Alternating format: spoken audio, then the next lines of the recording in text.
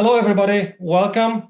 Today I'm talking to Danny Sapko, talented musician, world ambassador of bass guitar, content creator, a man who founded his own brand on the internet, a YouTube channel called Danny Sapko with more than 500,000 subscribers, a website, dannysapko.com, Instagram, Facebook, TikTok, and on top of that, Bassist of the Year 2020, according to Bass Player magazine. Danny, thank you for accepting the invitation and Yeah, man. welcome to the world of bass. You're welcome to the world of bass. Danny, do you feel more like a content creator or a musician? This is something that's been a question in my mind over the last couple of years a lot because at the moment I feel more like a content creator. But really, I am a musician. It's all I ever wanted to be. And at the moment, I'm doing a lot more content creation than I am music. And that's okay because I'm really enjoying it. It's just that I'm trying to swing it back the other way a little bit more. I'd like to do more in terms of recording. I'm hoping to do my own album actually in the next year or two. I would love to do that, do like a solo album. I'd love to do more gigs and get more session work. But the truth is that while I was a musician, I just wasn't very successful at the time. I really had to change up what I was doing, or I was going to be stuck playing weddings and playing pubs to 10 people forever. So I changed up what I'm doing, and it's gone really, really well over the last couple of years. But yeah, now I'm trying to swing it back to becoming a musician, and I'm really starting. Next week, there's the UK. It's called the Guitar Show, and it's the biggest guitar show in the UK. And I've got a slot on stage there for about 40 minutes, and I'm just going to be playing some music, and I'm going to be answering questions and doing my whole routine and whatever. I'm going to see how that goes. And if it goes well, I might even bring sort of my YouTube show to the stage and do it live, like in a theatre. But you do your own music, right? I do, just not enough of it. So I've got one song that I recorded on Spotify, just in my own home studio, and I'm doing I've seen it. Yeah. yeah, and I've got another one coming out. I've not told anyone about this yet, but I've just recorded another one, and that's going to be coming out soon. And what I've done is I've got like a student to mix it, so a student at university, because I thought it'd be good for them to sort of, mention them in the video and say, so-and-so mixed this and give them a little profile. And I thought that'd be really helpful rather than hiring a professional, I thought it'd be good for them. And so, yeah, that's going to be coming out in a couple of weeks. And I want to keep doing more songs. Keeping fingers crossed. Today, if you're a good performer, that matches very well with the live music, indeed. And on the YouTube, I wanted to ask you, because you started your channel in 2014. Yeah. We are now in 2026, so basically it's a completely new era. And how do you see this? What is working now, and what's going to be the future according to you? Well, this is the thing. So for me, when YouTube Shorts came in, that was the big thing that changed everything for me. I knew That how was to pivotal point, right? The kind of like the so when everything became vertical instead of horizontal, basically. And I don't know what it was. It just clicked with me where everything seemed to work. I knew how to navigate it, and people responded a lot better. From now, actually, the start of this year, I'm just starting to transition more to doing longer videos again, because I just feel like I've done a short YouTube video every day for the last 2.5 years or something like that, and I've really been neglecting the longer videos. So I'm trying to get people more involved in watching my longer videos as well, but it's hard because you get less viewers. Like 10 times more people will watch your shorts. So it's hard to do less of them and look in the analytics and see the views going down. I'm looking at it and thinking, oh my God, I'm losing fans and stuff. But it's not that. It's just that that's how it works. Less people are going to watch it, but ultimately it's going to be more engaging. It's going to be more profitable for a start because you get absolutely no money from people watching shorts. I've been sort of operating on, barely any money doing these shorts, really. But it's I can't complain because it's just really helped me to take off with it. But now it's time to change things up. I feel like the whole YouTube Shorts thing has changed as well. Like it's become more of really short clips that seem to do well. So really like low effort, kind of maybe a picture or something with a bit of music over the top, little memes, and YouTube seems to be pushing them. And for me, I feel like I'm better than that. I can make better content than that.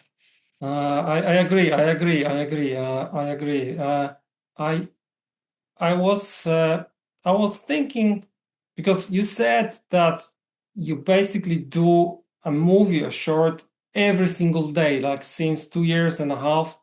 And what drives you? What motivates you to do it? Is like kind of embedded promise that you did to yourself, or what is the driver behind it? I'll tell you exactly what it was. It's years of being a musician and a YouTuber and sort of not really getting anywhere. It's years of going down the job center and talking to the guy and saying like, find me a job. And I don't want to be there again. I was just like, once I got to that point where I realized YouTube Shorts was working for me, I just thought, I'm going to do that every day and I'm going to try and survive as long as I can. And it was a couple of weeks, it was a month, and it kept going. And here I am. I've still managed to survive just doing it, you're not going down the job center. And, but I think basically I realized that after a while, people started commenting that they were waiting for my video to come out. So I remember getting a comment and it said, Danny, it's 9:30. When's your video coming out today? And I'm like, oh my God, people sit there and wait for this every day. Like I've got to do it every day now. I've no option but to stop. So yeah, so I think that I noticed that no one else who are like my competitors, no one else was doing it every day. So I was like, I've got to do it every day. And so with the passion, you somehow build that liability to make it every day. But that's true. People are expecting it, and that gives a joy. That gives a joy. I see you as a personal brand creator, right? And I don't know if you look at this from that perspective, but I see you as a brand creator, and on top of that, you build kind of internal brand like Dipstick Leak or Base. Those like they function like a merchandise or really good catchy logos for the future. How do you see this from your perspective? You're going to laugh at this. Total accident, complete accident on all of those because when I had BEHS, BEHS BEHS, I didn't come up with that. It was just me and my accent and my way of talking, and people started commenting that word because of how I say it. Right. Okay. From then, I thought, wow, I'd got to make something of this. So I've got it trademarked in the UK. BEHS is a UK trademark, and we put it on T-shirts and everything. And then it's just silly little sayings like the dipstick lick was just a funny little way of the do. I noticed that, and I was like, I've got to give it a funny title. And the first time I did it and I put it out there, I said, "Oh, I'm calling this the dipstick lick." It's just a working title. I'll think of something better. And then no, it just stuck. So that's another one. And now we've got bloody "Choo Choo You Bastard" T-shirts. I mean, where did that come from? I have no idea. It's all just really fitting really well, and I think I think really when you do find something catchy and people start to sort of notice it and they'll comment it and whatever, I think you're onto a winner there. So yeah, it's just yeah, I know there's not a good business sense, but yeah, it was totally a complete accident, and I've just sort of tried to build on it. Yeah, true, but you followed the signs perfectly. So you registered both as trademarks, right? Or um, I've just base for just now. place? I think I couldn't get dipstick lick because a dipstick is a car part. I don't think I'd be able to register that. Oh, those are really good. Those are really good, and I was looking at them. They even work outside this niche-based community, I think. Yeah, yeah, And they look good at the t-shirts yeah. so w- like looking at this, what is the piece of advice that you would give to the people uh, who would like to start YouTube or do their own things? What is your advice for them? Well, it's funny because a lot of people say find your niche and stick to it. So they find your thing that you're good at and stick to that and keep doing it. And for me, I'm not sure that's the best advice because if I was just doing the one thing, I think I'd find it quite boring, really. If I was just doing the bass tone in 30 seconds and doing that every single day, I think I'd get bored of it. I think people might switch off a little bit. I think it's find what you're good at and keep mixing it up. Like stay consistent with what you're doing, but keep trying to push it and see what else people might enjoy because I never thought I'd be doing half the things I'm doing on camera. I didn't think I'd be a comedian ever. I just wanted to play bass and that was it, you know? Um, so I'd say, yeah, like find what you're good at, but really keep pushing the boundaries and keep trying new things. And some things might not work and some things will work. And you can see that straight away from audience reaction. And and the other thing is that I've found out many, many times if you do say something stupid and you offend people a bit too much, don't be afraid to apologize because people are so stubborn with they won't apologize and it just gets worse and worse and they start to become quite unlikable, and it's if you've done something wrong, you just apologize for it and move on and you don't want to wreck your career over something silly you've said.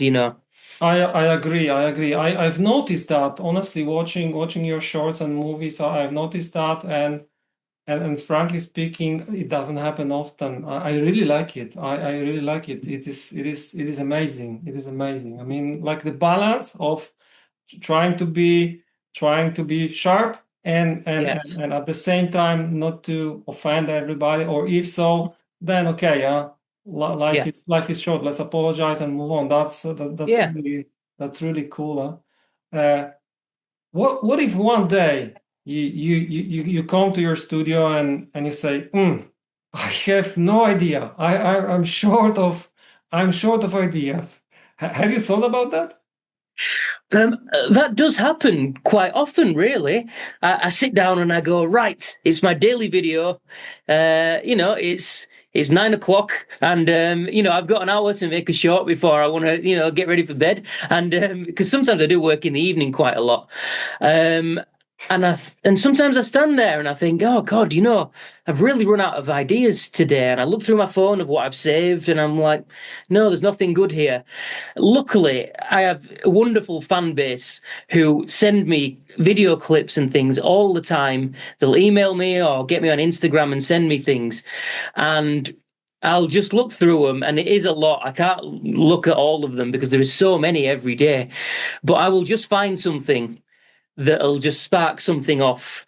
And luckily, my brain's quite quick at just adapting and finding something to say about that. So, like today, for example. I mean, I don't know if I'll put this out today, but I found a guy who someone had sent me his video, and he's sort of missing fingers on his right hand, so he can only play with this one finger, and he's had to sort of adapt to playing that way. And he's got a really cool story, and I found a few videos, so I'm going to put a clip together for him for that. So it's just it's often just what people send me or what I find on the internet or whatever I see on TV or whatever might just spark off an idea or what many people might not know is that I have a little document on my phone where I write down little jokes that I hear or funny things I hear in the pub or that people have said, and I always just write them down, and then I can sort of adapt them to what I want to do for YouTube, adapt them to my sort of content for music or for bass.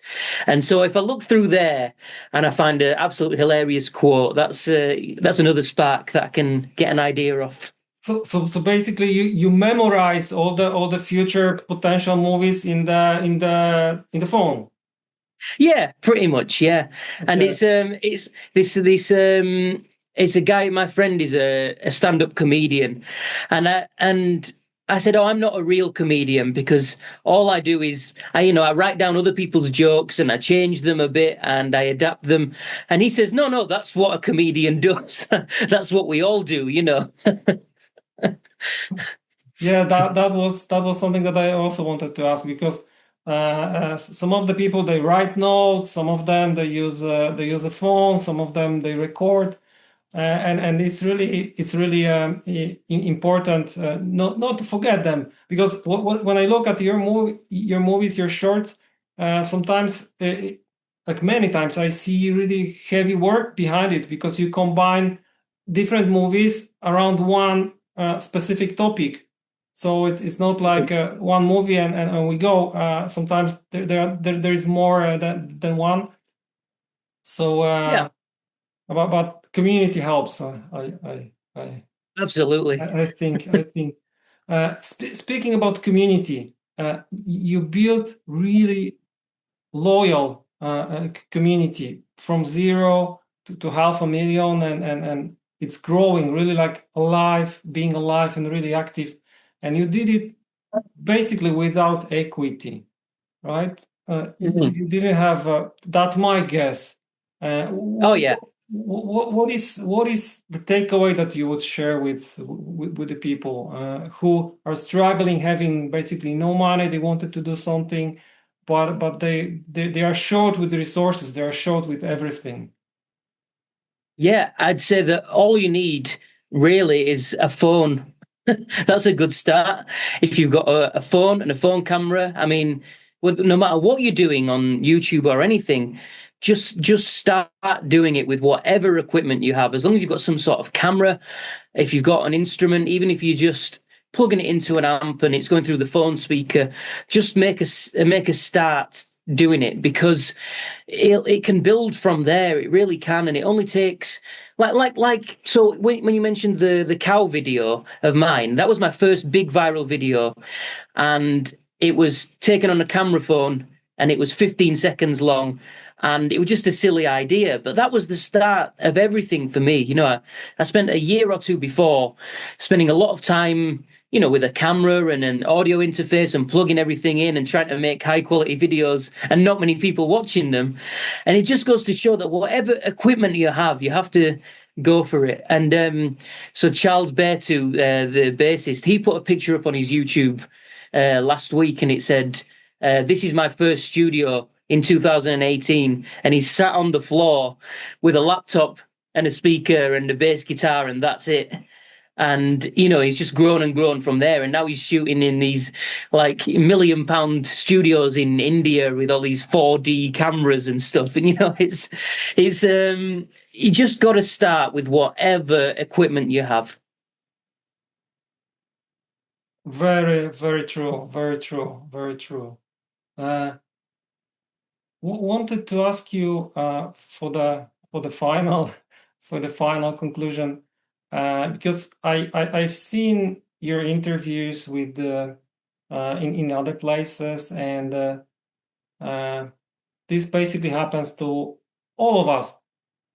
What do you do in a difficult moments, in the moments of doubt? How do you motivate yourself? How do you put the air into your lungs. Yeah. You see, because this happens quite often, really. I mean, you might not imagine it, but sometimes I think, oh, I've not been making good videos the last few days. And I think that is the beauty of doing something every day. If you think you've made a terrible video the last day, then you can make a good one the next day, and everything's okay again. I don't care about negative comments. That doesn't bother me at all because I'm quite thick-skinned. I don't really care what people have to say. Usually I can find something funny to take from them and use it in a video. True. But what really does help is positive comments, if that makes sense. So I don't care about the negative comments, but the positive comments really do help. So it's if just people just say what they feel, and if they say something like, "Oh, you've helped me get through a really tough week, and I love your humor, and I love your music, I love your bass playing," it just keeps me going, and it keeps me thinking, yeah, this is sort of like worth it, what I'm doing and everything. So, but the main thing that they'll just get me down is that if I just see that views have gone down for 1 week, because I look at the YouTube analytics app far too much. Every day I look at it and I look at the graph and I think, oh God, views are going down. Oh no, I'm making terrible videos. I'm losing fans. And then it's happened over and over again. And you realize that the next week it'll go up and it'll be down, up. And you can't predict it. It doesn't mean you're making terrible videos. It's just YouTube is so unpredictable. It's about how many people it manages to show your video to. So it's all just about learning about that these things aren't necessarily a bad thing. I think people will, if they get 100 comments and 99 of them are positive and one is negative, they will focus on the negative one. And you can't do that. You've got to focus on the positives and just keep going and just not listen to the haters. Yes. Well said. Really well said. I keep fingers crossed for sharing